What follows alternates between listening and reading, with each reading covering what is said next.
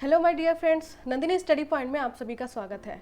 Friends, आज का session बहुत ही इंपॉर्टेंट रहने वाला है क्योंकि आज हम पढ़ने वाले हैं अपने ईयर से रिलेटेड, यानी कि ईयर में जो भी डिजीज़ कॉज करता है वो कैसे होता है, क्यों होता है, इसके ट्रीटमेंट क्या होते हैं एंड टर्म क्या होता है और इसके रिस्क फैक्टर क्या क्या होते हैं। अगर हम ट्रीट ना करें तो इसके रिस्क क्या होते हैं, सारी चीज़ें A to Z आज हम इस टॉपिक में कवर करने वाले हैं। तो फ्रेंड्स, वीडियो में लास्ट तक बने रहें और अगर आप मेरे चैनल पर नए हैं तो मेरे चैनल को सब्सक्राइब कर लें, जिससे कि डेली आने वाली नोटिफिकेशन आप तक पहुंच पाए और आप मेरी वीडियो को वॉच कर पाएँ। तो फ्रेंड्स, बिना टाइम वेस्ट किए चलते हैं हम अपने टॉपिक की ओर।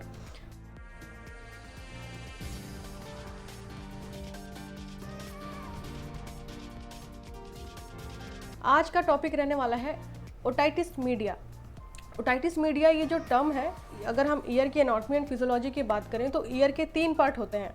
एक होता है एक्सटर्नल पार्ट, एक्सटर्नल ईयर, एक होता है middle part, middle ear and third होता है इंटरनल पार्ट या इंटरनल ईयर।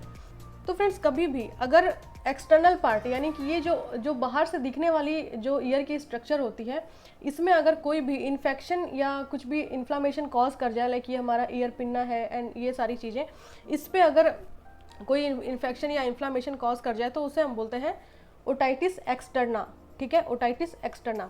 एंड अगर हम फिजियोलॉजी की बात करें, एनाटॉमी एंड फिजियोलॉजी की, तो आप अपने स्क्रीन पे इस वक्त देख पा रहे होंगे जो एक्सटर्नल ईयर होता है, जिसे हेलिक्स बोलते हैं, स्कैपुला बोलते हैं, ट्राइंगुलर फोशा होता है, ये सारी जो बाहर की जो कि स्किन कलर की दिखाई दे रही है, शो हो रही है, वो क्या है, एक्सटर्नल ईयर होता है। एंड अगर हम मिडिल ईयर की बात करें तो वो कहाँ से शुरू होता है, वो होता है tympanic membrane and tympanic cavity. और इसके अंदर जो भी जैसे मैलस हो गया, इनकस हो गया, स्टेपिस हो गया, ये सारे पार्ट जो है वो हमारे मिडिल ईयर में आते हैं। तो अगर ईयर के मिडिल पार्ट में अगर इन्फेक्शन हो जाए, इन्फ्लामेशन हो जाए, तो उसे हम टर्म देते हैं ओटाइटिस मीडिया। ओटाइटिस मीडिया इसलिए क्योंकि ये हमारे ईयर के मिडिल पार्ट को अफेक्ट करता है।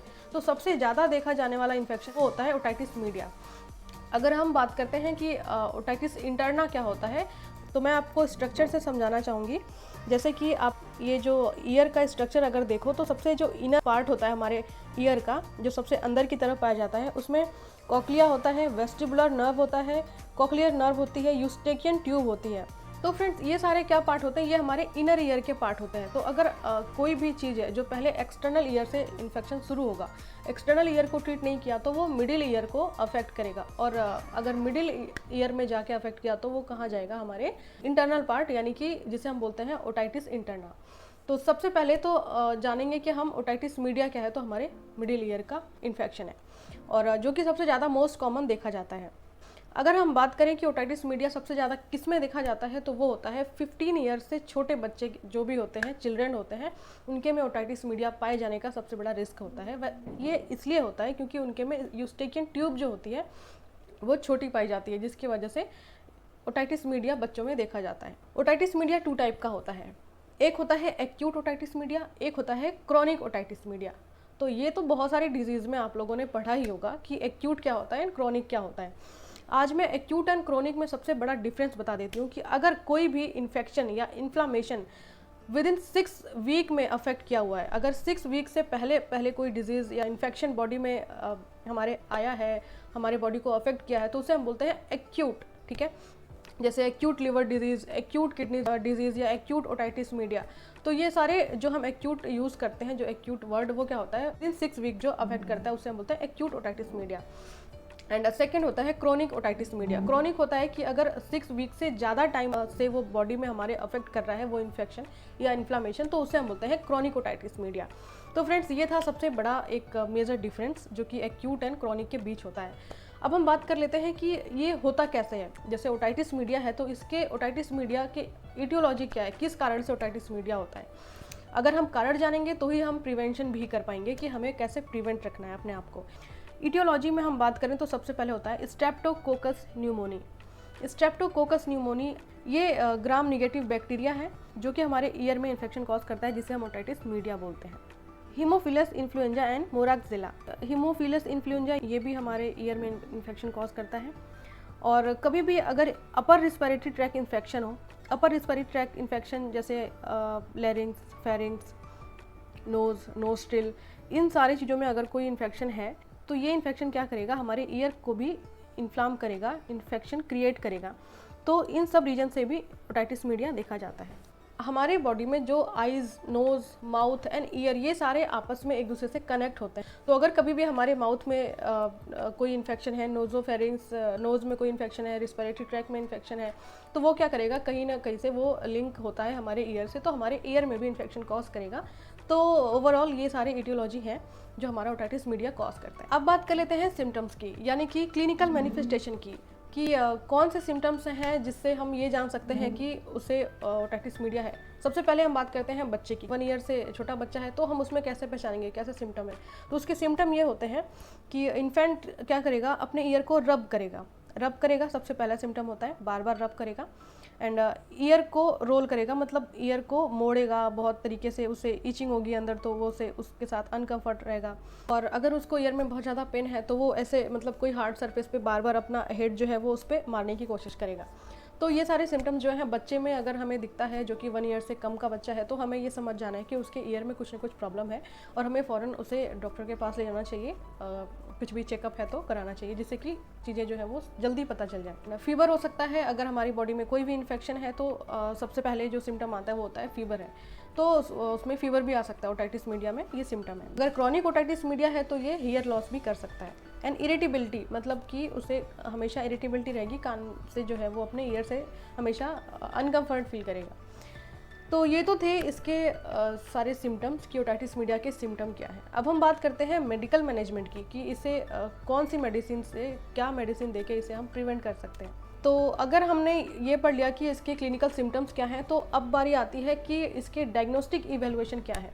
अगर ये सारी चीज़ें हैं और हमें कभी कोई ऐसा पेशेंट मिलता है जिसके जो ईयर से रिलेटेड उसको प्रॉब्लम है, या वो हॉस्पिटल में आ रहा है, या हमें किसी को एडवाइस देना है कि आपको क्या क्या जांच करानी चाहिए अगर आपके कान में ये प्रॉब्लम आ रही है, तो उसमें हम कौन सा एडवाइस करेंगे टेस्ट, और क्या क्या टेस्ट होता है डॉक्टर जो कि एडवाइस करते हैं। ऑटोस्कोपिक एग्जामिनेशन का मतलब होता है कि एक छोटा सा टॉर्च होगा, टॉर्च में छोटा सा कैमरा फिट होगा जिसको कि अंदर डालते हैं डॉक्टर, और उसके थ्रू वो जो बाहर से विजुलाइज करते हैं कि अंदर क्या प्रॉब्लम क्या है। तो ऐसे टेस्ट को हम बोलते हैं ऑटोस्कोपिक। तो कभी भी अगर ओटाइटिस मीडिया का ऐसा डाउट लग रहा है या कुछ ऐसा पस डिस्चार्ज हो रहा है, कान में इचिंग होती है, कान में पेन होता है, तो हमें डॉक्टर के पास जाना चाहिए। ईएनटी के डॉक्टर, जो कि ईयर नोज थ्रोट के डॉक्टर होते हैं, ईएनटी, वो आपके कान में सबसे पहली अगर कोई जांच करेंगे तो वो करेंगे ऑटोस्कोपिक एग्जामिनेशन, जो कि ओपीडी बेस पे होता है। एंड सेकेंड है टिम्पैनोसेंटेसिस फॉलो बाय कल्चर। टिम्पैनोसेंटेसिस भी करेंगे कि मतलब जो भी आपके ईयर से जो डिस्चार्ज आ रहे हैं वो उस डिस्चार्ज को लेंगे एंड उसको कल्चर के लिए भेजेंगे कि इसमें किस तरीके का इन्फेक्शन है। कहते हैं ना यूरिन कल्चर, ब्लड कल्चर, और बहुत सारे ऐसे जो कि एक कल्चर टेस्ट किया जाता है। तो वैसे ही जो भी ईयर से डिस्चार्ज आ रहा है, जो फ्लूइड आ रहा है, उसको भी एक स्लाइड पे लेते हैं और डॉक्टर कल्चर के लिए भेजते हैं, ताकि पता चले कि ये कौन सा इन्फेक्शन है, मतलब किस बैक्टीरिया, ग्राम पॉजिटिव बैक्टीरिया है, ग्राम निगेटिव बैक्टीरिया, स्ट्रेप्टोकोकस ऑरियस है, या क्या है। उसके बेस पे वो फिर उसके अगेंस्ट ही वो एंटीबायोटिक चलाते हैं। ऑडियोमेट्री एंड टिम्पैनोमेट्री का मतलब होता है कि हियरिंग लॉस तो नहीं है, सुनने के लिए हम ऑडियोमेट्री करते हैं। जैसे कान में कुछ डाला और एक जरा सी बाहर से एक वेव क्रिएट करते हैं और वो अंदर जाके हमारे टिम्पैनिक मेम्ब्रेन तक जा रही है, यानी हमें वो वॉइस सुनाई दे रहा है, यानी तो वो टिम्पैनोमेट्री ये टेस्ट किया जाता है। अब आते हैं हम मेडिकल मैनेजमेंट में। अगर आपको एक्यूट ओटाइटिस मीडिया है, यानी 6 वीक के पहले अगर ये इन्फेक्शन हुआ है, ये इन्फ्लामेशन हुआ है, तो ये मेडिकल मैनेजमेंट से ही मैनेज किया जा सकता है, यानी कि दवाइयों से ठीक किया जा सकता है। अगर ये क्रॉनिक हो गया है तो उसके लिए सर्जरी परफॉर्म करते हैं, और सर्जरी कौन सी परफॉर्म करते हैं ये भी मैं अभी आगे आपको बताने वाली हूँ। तो अभी हम बात करते हैं, अगर आपको एक्यूट ओटाइटिस मीडिया है तो मेडिसिन क्या क्या प्रोवाइड करते हैं। इसमें देते हैं एंटीबायोटिक्स, जैसे एमॉक्सिलिन दे सकते हैं, और एनाल्जेसिक अगर कान में पेन है तो एसिटामिनोफेन देते हैं। बट फ्रेंड, यहाँ पे जानने वाली बात यह है कि एसिटामिनोफेन भी बहुत ज़्यादा हाई अमाउंट में डोज नहीं दे सकते, बिकॉज ये हमारे लीवर को डैमेज करता है एंड आगे कहीं ना कहीं हमारी डेथ को कॉज करता है। तो इसलिए एसिटामिनोफेन के नाम से जो दवा आती है, जो ड्रग आती है, वो एक तरीके से हमारा एनाल्जेसिक एंड एंटीपायरेटिक्स दोनों का काम करती है। तो हम बहुत ज़्यादा ओवरडोज हम एसिटामिनोफेन का नहीं दे सकते हैं, वो रीज़न मैंने बता दिया। लीवर पे भी अफेक्ट करता है एंड हमारे डेथ को भी, ये इसका कॉजेज जो है वो डेथ तक भी जाता है। तो एक लिमिट में हम एसिटामिनोफेन भी देंगे एंड एंटीबायोटिक्स क्या देंगे, एमॉक्सिलिन देते हैं। अगर क्रॉनिक ओटाइटिस मीडिया है तो ट्रीटमेंट क्या करना है। मैरिनोटोमी एंड टिम्पैनोटोमी इंसिजन करते हैं। ये टिम्पैनोटोमी क्या होता है इसके बारे में बात करते हैं। फ्रेंड्स, अगर हमारे ईयर के अंदर ओटाइटिस मीडिया में, जो कि टिम्पैनिक मेम्ब्रेन एक झिल्ली होती है, मेम्ब्रेन होता है, अगर अंदर से बहुत पस का फॉर्मेशन हो रहा है, अंदर से बहुत प्रेशर आ रहा है, क्योंकि अंदर पस का फॉर्मेशन हो चुका है और इतना पस का फॉर्मेशन हो चुका है कि वो हमारे टिम्पैनिक मेम्ब्रेन पे ऐसे प्रेशर डाल रहा है, तो आप सोचो कि वो सारा प्रेशर जो है वो हमारे ईयर पे आएगा तो क्या करेगा, हमारा ईयर क्या हमें पेन देगा, हमें मतलब दर्द होगा हमारे कान में। तो उस प्रेशर को कम करने के लिए डॉक्टर क्या करते हैं, टिम्पैनिक मेम्ब्रेन पे एक इंसिजन लगा देते हैं, जैसा कि आप अभी स्क्रीन पे देख पा रहे हो, छोटा सा कट लगाते हैं।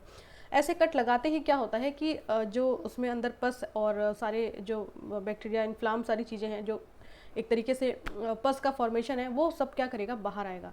तो टिम्पैनियोटोमी करने के बाद भी डॉक्टर इसको फिर वापस से इंसिजन देके क्लोज नहीं करते हैं, इसको ओपन ही रखते हैं जब तक जितने भी पस का फॉर्मेशन है, जो भी गंदे मटेरियल हैं ईयर के अंदर, उसको सबको बाहर आने देते हैं। और जैसे ही वो 2 से 3 दिन ड्रेनेज हो जाता है, लगता है कि अब जो प्रेशर है अंदर का वो डिक्रीज़ हो चुका है, तो उसके बाद डॉक्टर क्या करते हैं, टिम्पैनोप्लास्टी कर देते हैं।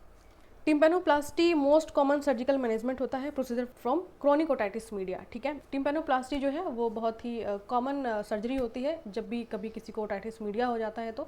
बट टिम्पैनोप्लास्टी भी हम तब करते हैं जब पेशेंट में क्रोनिक स्टेज का अगर ये ओटाइटिस मीडिया होता है तो, अदरवाइज हम मेडिकल मैनेजमेंट से भी ठीक कर सकते हैं।